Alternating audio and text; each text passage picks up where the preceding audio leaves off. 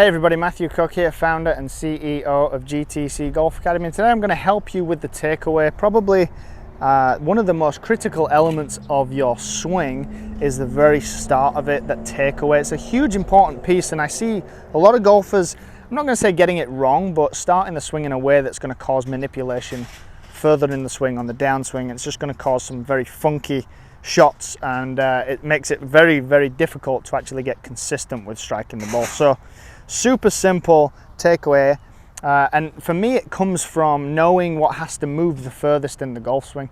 One of my teachers a long time ago when I was trying to play for a living taught me this, and it just stuck with me ever since, and I find it very helpful conceptually for the type of golfer that I spend most of my time with, because obviously if I'm working with a tall player and they don't take the club back exactly like this, if they're on tour, I'm not going to change that. Like they've found a way to consistently hit the ball, and if they're on tour, they don't need my help with the takeaway. Like, they're already pretty good. They need to learn to adapt better, and probably the lower hanging fruit for them is in the psychology of the game, not in the stupid takeaway.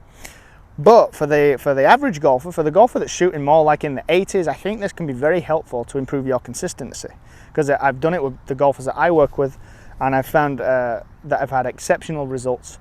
So what has the furthest to travel in the golf swing is this club head. It goes from down here all the way back to over here.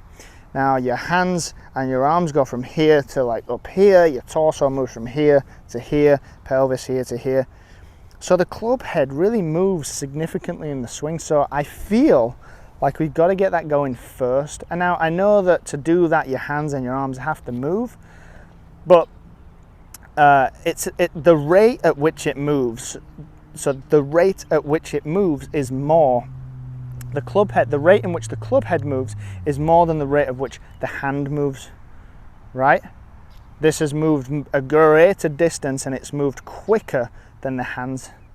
So knowing that, like, other things have also moved, but they've moved, the rate in which they've moved is very slow, and the distance it's traveled is not a lot, whereas the club's already moved significantly. So the first thing that I work on with golfers is, in the swing, the takeaway specifically, is to get this club head moving.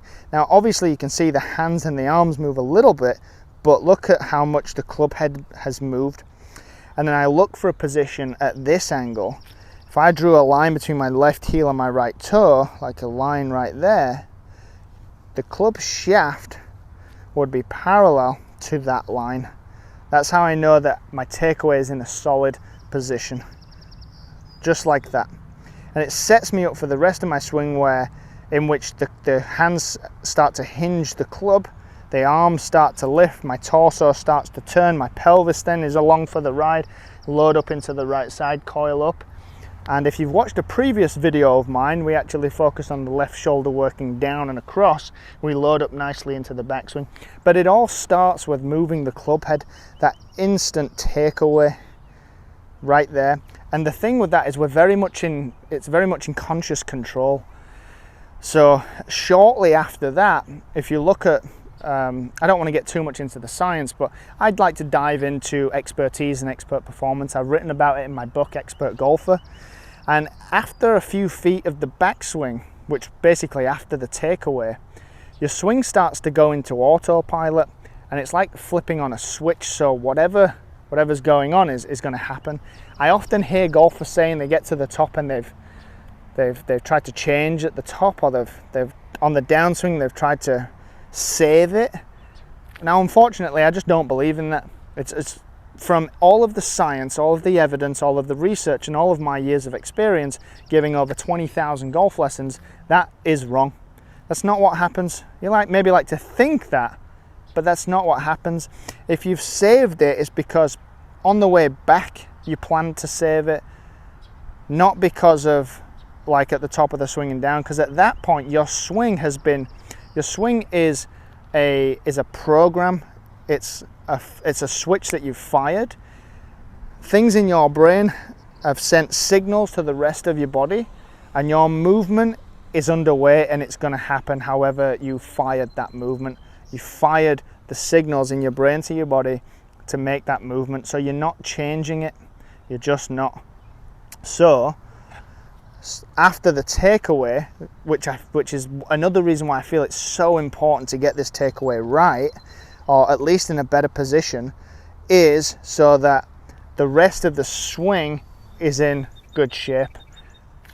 So, simple thought for the takeaway, simple thing to look for as well: left heel, right toe for the right-handed golfer. Club head moving first, the rate in which it moves is more.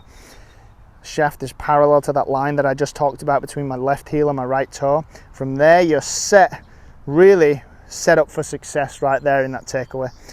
And how I would practice it is to consciously think about that for a few takeaways, and then swing at a speed which is much slower than full speed, so like 50%, 60%. Because if you're swinging slower, you're able to be consciously aware of what you're doing, and then you can make changes. You can feel it and see it and adapt to the swing during that time. And remember this, it's not how fast you can do it, it's how well you can do it slowly. So I'm gonna go ahead and try that as a good practice exercise. 50% swing, focused on the takeaway, but I'm in conscious control of this.